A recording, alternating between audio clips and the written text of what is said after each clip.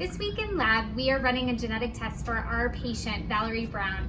You have been assigned the packet online where you're going to follow Valerie Brown's, not only her history, her family history, and build a pedigree for a particular kind of cancer that she has and trace it through her family, but you're also gonna run a genetic test. And because you're not in the lab this week, I'm gonna run it for you, almost like a cooking show. So this particular process, or the way that we run genetic tests, it's called gel electrophoresis, and we're gonna ultimately be making almost like a Jell-O jiggler that you will load with DNA. And then on this gel, based on charge and size, we can sort DNA. And if we know something about a genetic mutation, something that causes cancer, like in the case of Valerie Brown, then we can actually develop a genetic test. So this week, I'm gonna show you how to do the genetic test. We're gonna begin by making a gel for our patient. This is we're using a very basic method here. Nowadays, a lot of times these are computerized, you run lots of gels all at once, but I like this basic setup because it's really hands-on and it allows you to see what really happens. So in order to make a gel, we're gonna mix some buffer. Buffers, remember, are acids and their corresponding bases, and they allow us to sort of mitigate pH changes and things like that. Cells are buffered, so around your nucleus you would have buffered solution. So we have our buffer, and then we have pre-weighted agarose powder. And agarose actually comes from seaweed, and it makes almost like this Jell-O jiggler solution. So we have pre-weighted this out, so if you were in lab this week, you would dump those two things together, 50 milliliters of buffer with our sort of agarose powder, give it kind of a little bit of a swirl, and then we would put it in the microwave to heat it up. This needs to heat to boiling, but I'm gonna put it on 1 minute, 10 seconds and allow it to boil. While that's cooking, come over here and I want to show you how to set up your bed. So the first thing that we would do would be to put on gloves. While our gel is heating up, I'm going to show you how to make the form. So again, this is kind of an old-fashioned way to do it, but we start with this plastic piece and we're going to tape both ends. Again, this is like Jell-O, so it starts out as a solution, and then as it cools down, it will harden or turn into almost like a Jell-O jiggler. So one of the things that we have to do is tape both ends. So we're gonna tape both ends, and then I like to press just to make sure it's secure on both ends. And then you'll notice these two colors. There's a black color for the negative side of our gel box. We're gonna essentially be putting our gel in this box. And there is a red side as well. And so the black is the negative end, the red is the positive end. We're gonna actually be bringing electricity through our gels, and that's gonna help us move our DNA. So I have some cooled down solution. You might have heard my microwave beep. And so what we're gonna do is put our comb in here. This particular comb is going to make some wells or some spaces for DNA to come in and be placed into our gel. And then this is already cooled down, so I am going to pour it in there. Now, we would wait about 10 minutes for this to set up. All right, this is a gel that I've just poured. You can see that it's clear. It hasn't hardened yet, but like I said before, agarose is a little bit like Jell-O, and when it gets to be cool, it solidifies and makes almost like a Jell-O jiggler. Once it's solidified, it is ready for us to use. Before we can use it though, we need to take out our comb. Our comb is actually going to create some little holes, right, where we can load our DNA. And then we also have to pull off our tape from both ends. So the tape was only there to set our form of our gel. So once we have that, then we have a gel that's ready to be used. All right, once our gel we've taken out our comb, we've taken off the tape, we are ready to place it in the chamber. Here's our gel chamber. And we have to pay attention to where our positive and negative positions are. We always want our starting wells on the black side of our box. That's the negative end. DNA is actually negative naturally on the phosphate group. And then the positive end is red. We actually want to use the law of attraction of opposite charges, and we want to be able to pull DNA from that negative end attracted to that positive end over time. So the first thing that we do is we load in our sort of gel bed, placing that negative end with our starting positions, and then we will take our buffer and we will fill up our chamber. We're gonna fill this up until the buffer crosses our gel, about like so. Once we have that, then we're ready to load our DNA into the gel. We have these microstrips, and in here is purple, small little amounts of DNA. In order to load small volumes, we use something called a pipetter, and some of you might have used these in high school and others have not, but I'm gonna show you how to do it today. So these particular pipetters, we're loading 40 microliters of volume, so this very small volume of DNA. And I have tips. So the first thing that you're gonna do is with your pipetter, you're gonna grab a tip from our tip box. So I have a tip. And then these quick strips are really nice. I'm gonna tap it to get the DNA at the bottom. These are really nice because the tips actually click straight through. I don't know if you can see that, straight through the top. And then pressing down, I can then squeeze up or take in a small volume of DNA. Then anchoring down, I can try to get that DNA right into this slit by compressing my little device. And we know that we've done it right if we create like a purple strip. So let me try to do another one too so that you can kind of see how this like works. Don't know if you can see. The first time I actually clicked through the bottom of the gel and I saw it load underneath. And so we wouldn't want to see that. What we want to see is this purple slit. So if you come over here, let's look at a loaded gel. We can see in this gel, we have 5 different lanes.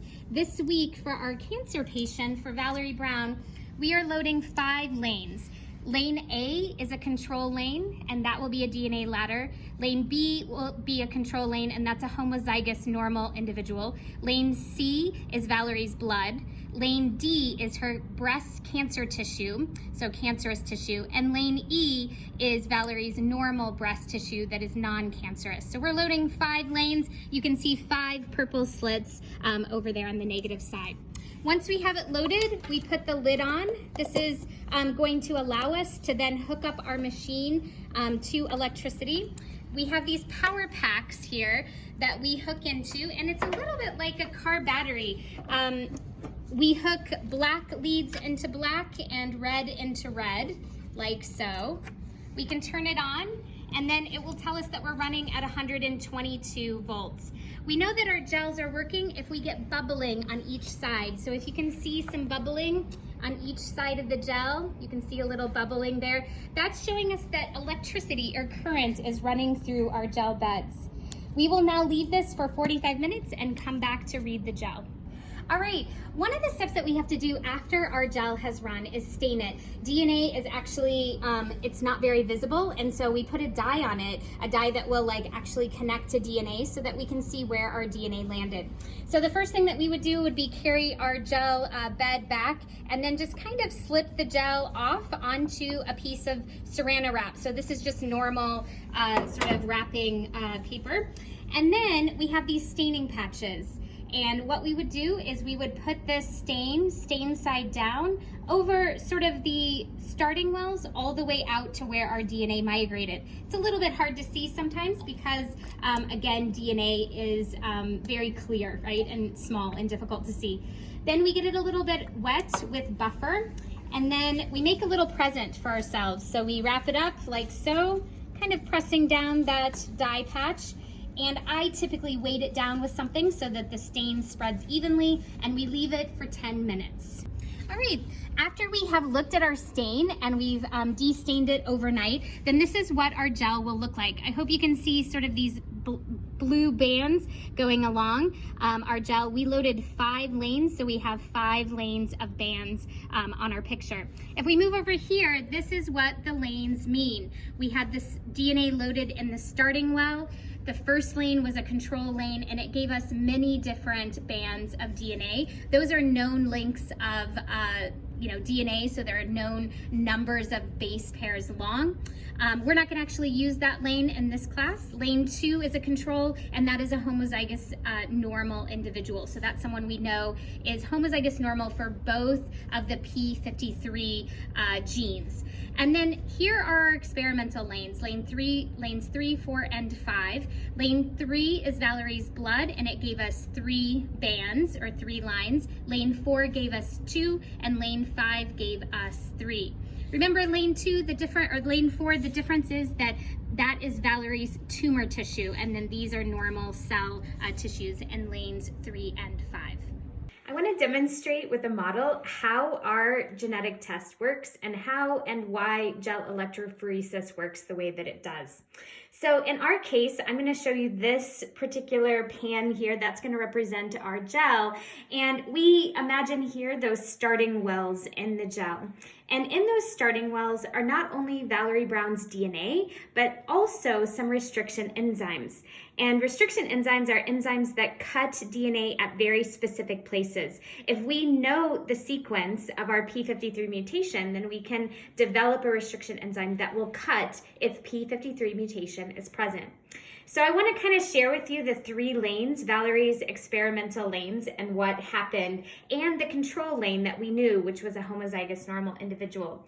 If we load in the starting well some DNA, like so, DNA and restriction enzymes would be in that starting well, and then we run current through the negative end. Remember, DNA is negative. Slowly over time, it would be attracted to the positive end.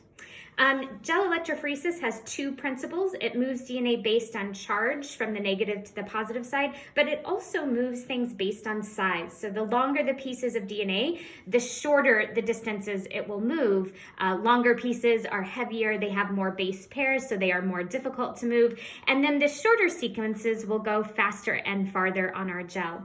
So if somebody is homozygous normal, it means that they've inherited 2 chromosomes, right? 2 homologous chromosomes, and if they're normal, it means that they do not have a P53 mutations. If we have our enzymes in there with our DNA and we go to sort it, we turn on our gel, then that homozygous normal person would migrate there. If you have identical links of DNA, then the second band would line up on top of it. If you are a homozygous normal individual, then that means that you would have 1 band on our gel. Valerie's bands were a little bit different. She had 2 or 3, so let's take a look at what is happening to her. If we loaded Valerie Brown's DNA and she is a heterozygous individual, it means she has 1 normal long length of DNA, but then the restriction enzymes will cut her second chromosome if it has the P53 mutation. So let's take a look at what happens in this case. If you have these pieces, then the shorter the sequence, the faster or the further that they're going to go in the gel, and then medium-sized piece, and then this normal piece will line up with our homozygous normal individual. So Valerie, if she has 3 bands, right, 2 longer and 1 shorter band, this would equal somebody that is heterozygous for the P53 mutation. If you have cancer, that means that both of your chromosomes have a P53 mutation. It means that you've knocked out that particular chromosome. They would have it in the exact identical location. So that would create 4 pieces of DNA. Now these particular pieces are then, if we started our gel, they would be all loaded in our starting well, and then they would migrate out. But instead of having 4 pieces, because these are identical lengths, the 2 longer ones would stack on top of each other, the 2 shorter ones would stack on top of each other, and we would see 2 bands for someone with a P53 mutation in both of their chromosomes. So we would say this person is homozygous mutated.